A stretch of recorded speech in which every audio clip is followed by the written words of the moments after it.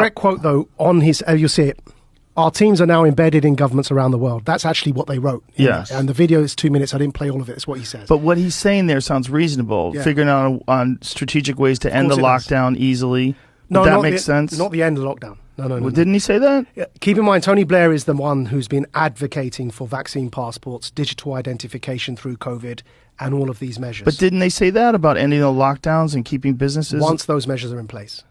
Right, so he's even in the UK, his stance has been, yeah, we're going to get out of all it, but you have to have digital ID and you have to have. So during the war, this is going to introduce the social credit score system. Right. So all of that came from your question, which is, regardless of intention, how do people do that infiltration from within? It's not just Twitter. So back to the psychological operations.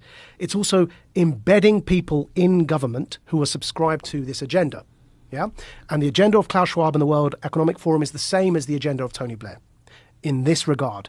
They call it on their own website, they call it the Great Reset. That's what they say themselves. Yeah, that's a bizarre thing to do, openly. Why do you think they openly discuss it that way? And openly, because the Great Reset has always been this gigantic conspiracy theory among the online folks. Like, this is all part of the Great Reset. Well, when he wrote a fucking book called The Great Reset, you're like, hey, man, shouldn't you be hiding this? And in 2017 at Harvard, he's saying, we're going to basically, all of these world leaders will penetrate their cabinets with our young global leaders. He's open about this. He's open. Blair's open. During the Iraq War, Blair tried to bring in ID cards in Britain. He failed. Now he's back. And he's trying to bring in digital ID during COVID, right? So they're open about it. So this is going to be this never-ending process to slowly move the goalposts towards more and more authoritarianism. Checkpoint society.